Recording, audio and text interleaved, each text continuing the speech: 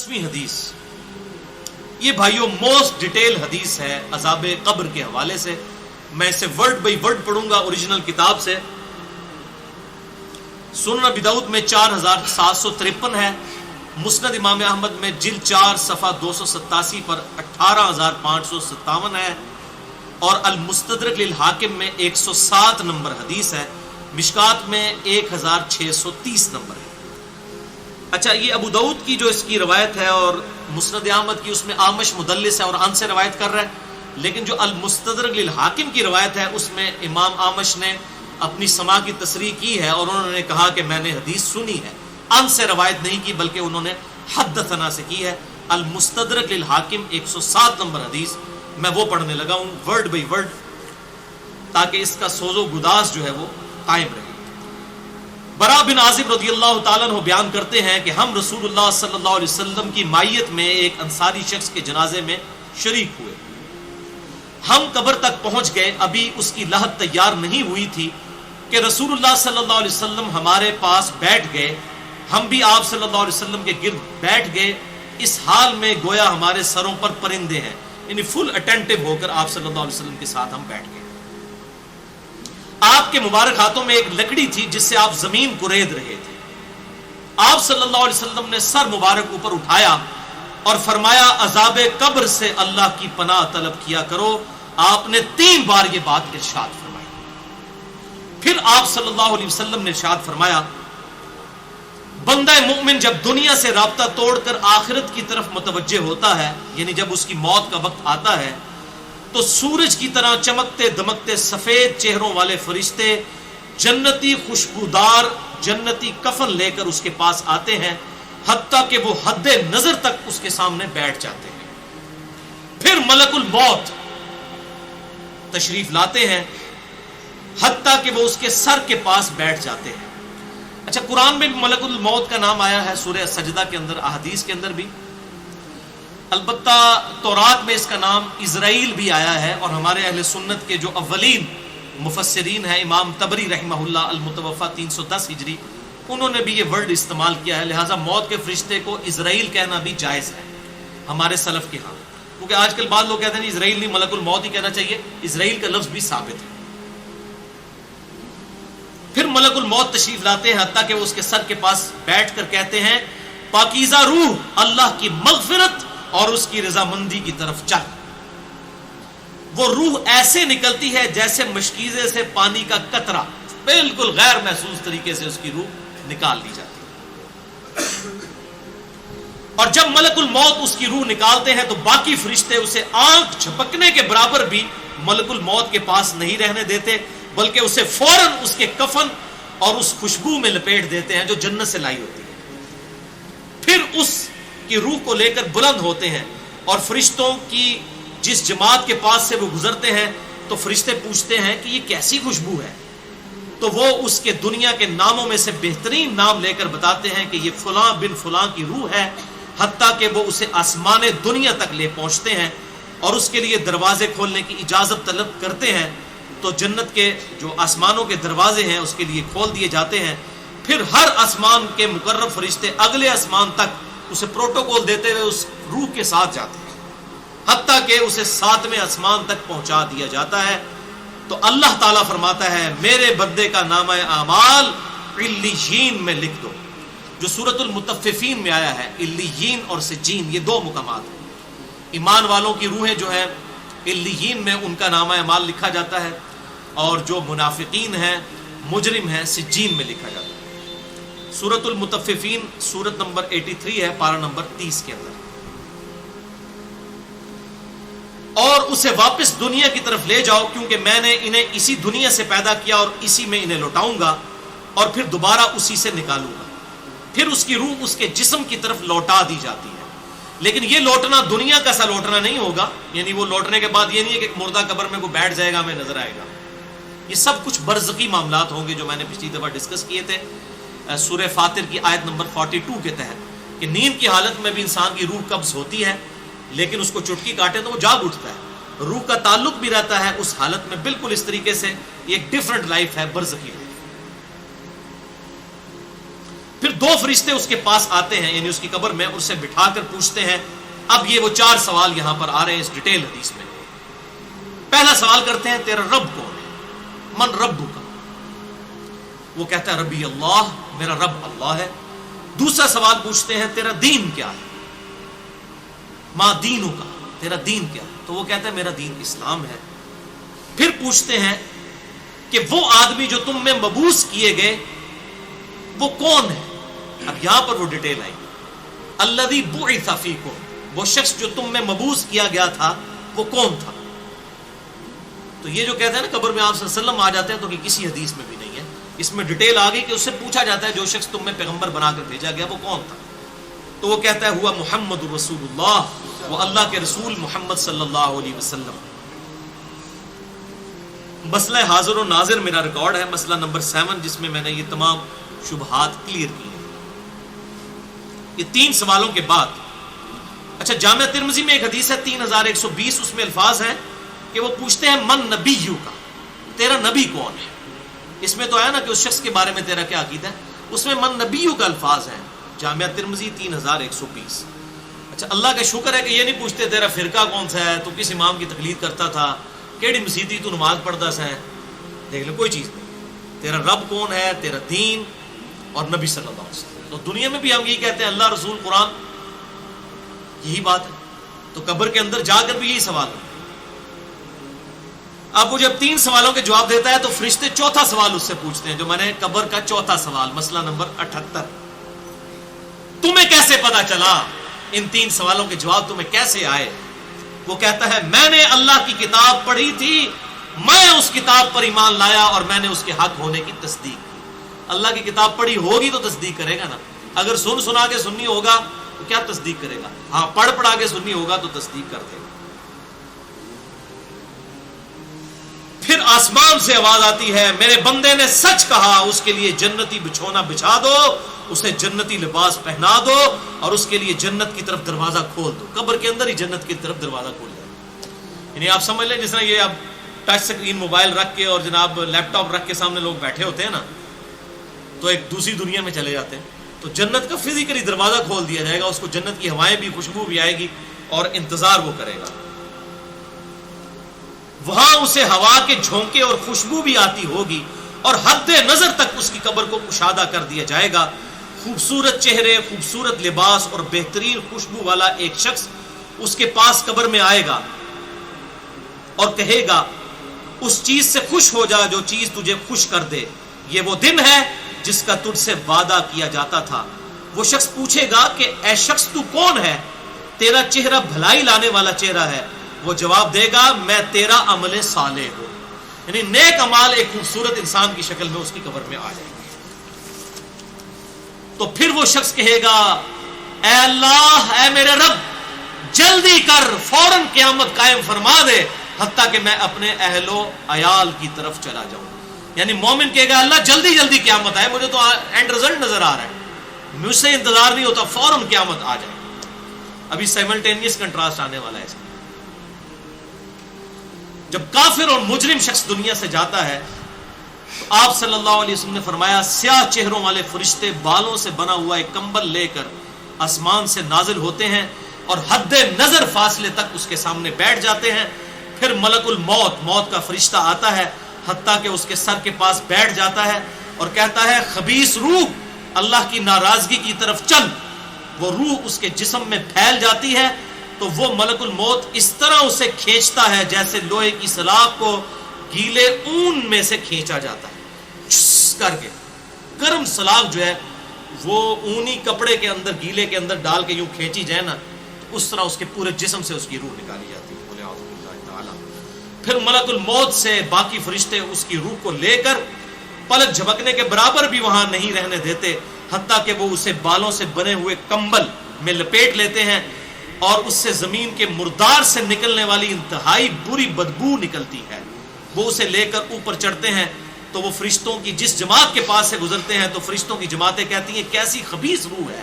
وہ کہتے ہیں یہ فلاں بن فلاں کی روح ہے اور وہ اس کی دنیا کا انتہائی کبھی نام لے کر بتاتے ہیں حتیٰ کہ اسے آسمانی دنیا تک لے جایا جاتا ہے. اس کے لیے دروازے کھولنے کے لیے درخواست کی جاتی ہے تو آسمان کے دروازے اس کے لیے نہیں کھولے جاتے۔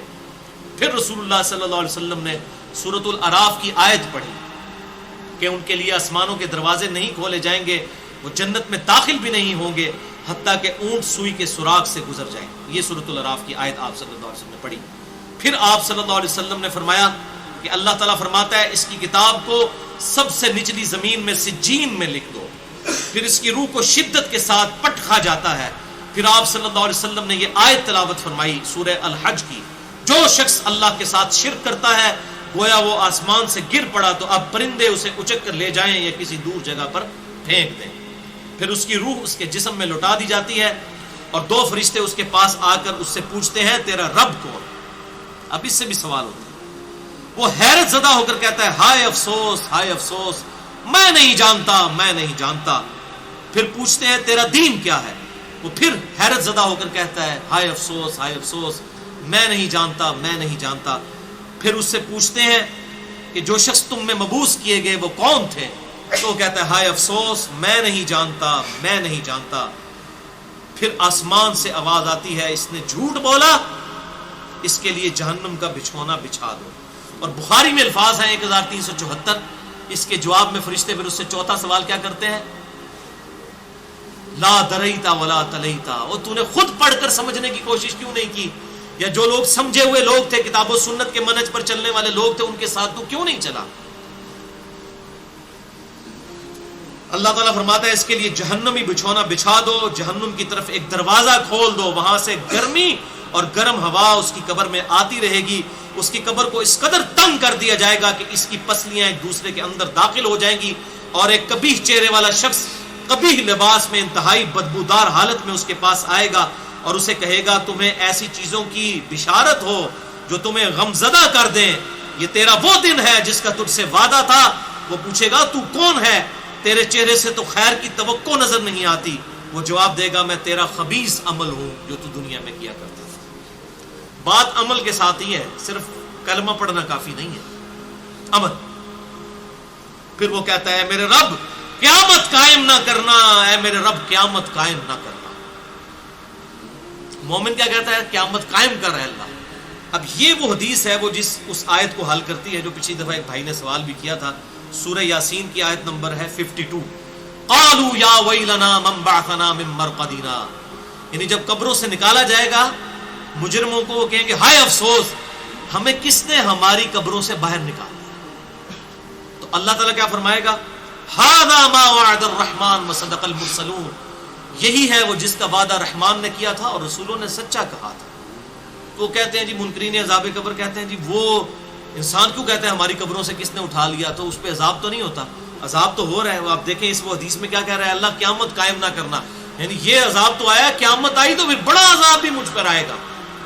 تو اسی لیے وہ حیرت زدہ ہوگا قیامت والے دن کہ اب میرے اوپر اگلی مصیبت آ گئی، عذاب کی چوتھی اور فائنل قسط بھی میرے پر آنے والی ہے۔ وَلِعَوْذُ بِاللَّهِ تَعَالَى اللہم اجرنا من النار۔ 11ویں حدیث سنن نسائی میں 1834، مشکات میں 1629۔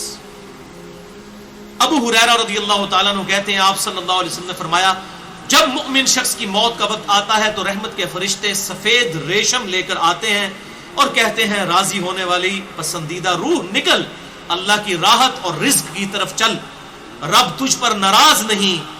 تو وہ بہترین کستوری کی خوشبو کی طرح نکلتی ہے حتیٰ کہ وہ ایک دوسرے سے اسے لے کر اس طرح کرتے کرتے آسمان کے دروازوں تک پہنچ جاتے ہیں۔ تو وہ کہتے ہیں زمین سے یہ کیسی پاکیزہ خوشبو تمہارے پاس آئی ہے؟ وہ اسے مومنوں کی روح کے پاس لے جاتے ہیں، یعنی نیک آدمی کی روح کو، جو پہلے مومن مر چکے ہیں ان کی روحوں کے پاس، تو انہیں اس کے آنے پر اس سے بھی زیادہ خوشی ہوتی ہے، یعنی مومن انتظار کر رہے ہوتے ہیں اور ویلکم کرتے ہیں۔ جیسا کہ تم میں سے کسی کو اپنے بچھڑے ہوئے شخص کے ملنے پر خوشی ہوتی ہے، تو وہ آلریڈی جو مردہ روحیں وہاں پر پہنچی ہوتی ہیں، جو مر چکے شخص جو ہوتے ہیں ان کی روحیں، وہ نئی آنے والی روح سے پوچھتے ہیں فلاں کا کیا حال ہے، فلاں کا کیا حال ہے۔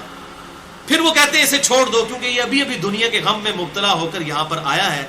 تو مرنے والا شخص کہتا ہے کہ تم جس شخص کے بارے میں مجھ سے پوچھ رہے ہو وہ تو فوت ہو چکا ہے، کیا تمہارے پاس نہیں آیا؟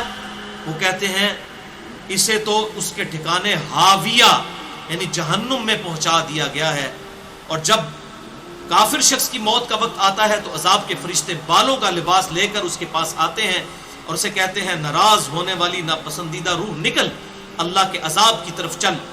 وہ مردار کی انتہائی بدبو کی صورت میں نکلتی ہے، حتیٰ کہ وہ اسے زمین کے دروازے کے پاس لے آتے ہیں تو وہ کہتے ہیں یہ کتنی بدبودار ہے، حتیٰ کہ اسے کافروں کی روح کے پاس ملا دیا جاتا ہے۔ اب دیکھیں کہ وہ مومن پوچھ رہے ہوتے ہیں، اب میں اس کو ٹرانسلیٹ کر رہا ہوں، برا نہیں منانا۔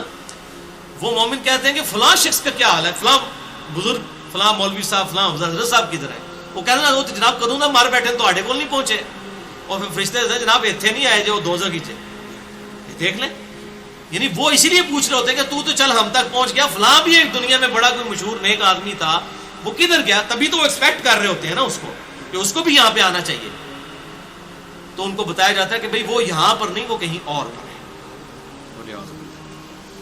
12ویں حدیث جامعہ ترمذی میں 1071 نمبر اور مشکات میں 130 نمبر ہے۔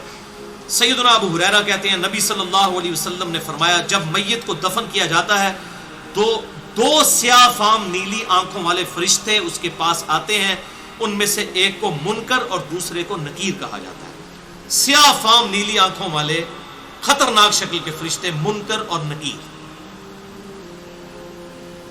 پس وہ کہتے ہیں تم اس شخص کے بارے میں کیا کہا کرتے تھے، یعنی نبی صلی اللہ علیہ وسلم کے بارے میں سوال ہوتا ہے تو وہ کہتا ہے وہ اللہ کے بندے اور اس کے رسول ہیں، میں گواہی دیتا ہوں کہ اللہ کے سوا کوئی معبود نہیں اور محمد صلی اللہ علیہ وسلم اس کے بندے اور رسول ہیں۔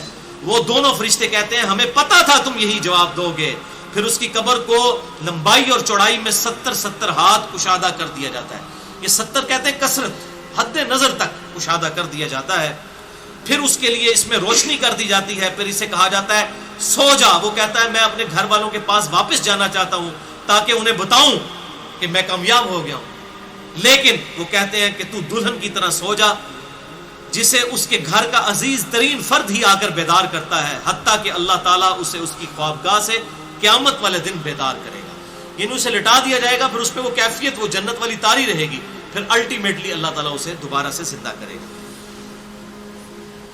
اور اگر وہ منافق ہوا تو وہ کہے گا میں نے لوگوں کو ایک بات کہتے ہوئے سنا تو میں بھی ویسے ہی کہا کرتا تھا، یعنی مجھے نہیں پتا، اللہ کی وہ گواہی نہیں دے سکے گا، رسول اللہ صلی اللہ علیہ وسلم کا اقرار نہیں کر سکے گا، میں کچھ نہیں جانتا۔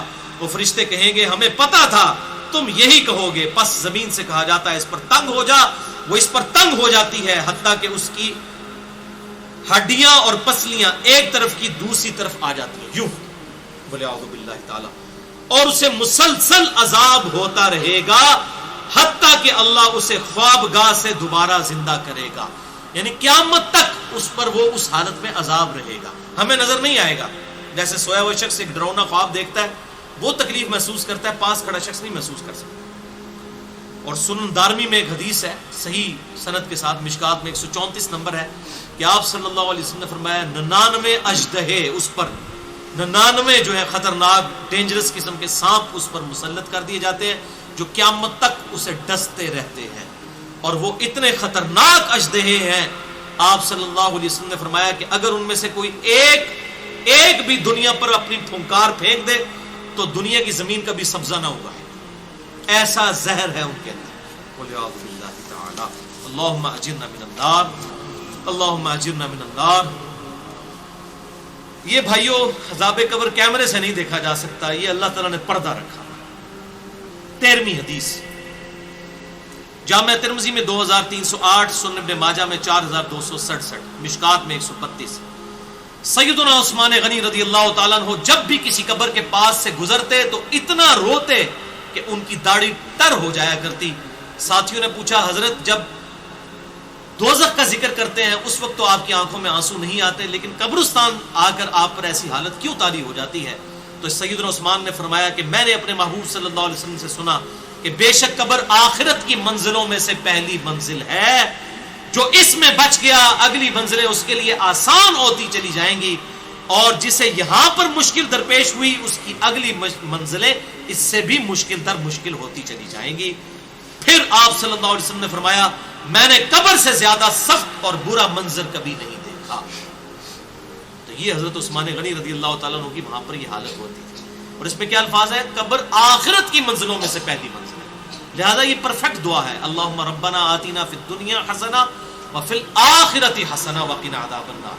یہ مولویوں نے جو اپنے بیچ میں جو ہے وہ انجینئرنگ کرنے کی کوشش کی ہے، واقعنا عذاب القبری، واقعنا عذاب الحشری، واقعنا یہ جو بدعت داخل کی ہے، اس کی ضرورت ہی نہیں ہے، کیونکہ عذاب قبر بھی اس میں داخل ہے۔ اس میں الفاظ آپ نے دیکھ لیے کیا ہے، قبر آخرت کی منزلوں میں سے پہلی منزل ہے، تو واقعنا عذاب القبری، واقعنا عذاب الحشری کہنے کی ضرورت ہی نہیں ہے۔ ربنا آتینا فی الدنیا حسنہ وفی الآخرۃ حسنۃ وقنا عذاب النار۔ تو اس سے یہ بھی بات پتہ چل گئی کہ قبرستان جانے کا مقصد ہے آخرت کی یاد، جو صحیح مسلم میں حدیث ہے 2259 کہ قبروں پہ جایا کرو تاکہ آخرت کی یاد آئے۔ تو سیدنا عثمان بھی دیکھیں قبرستان جا کر وہاں پر آخرت کی یاد کے لیے جایا کرتے تھے، اور یہ حقیقت بات ہے، قبرستان جانے سے ہی انسان کا قبلہ درست ہوتا ہے۔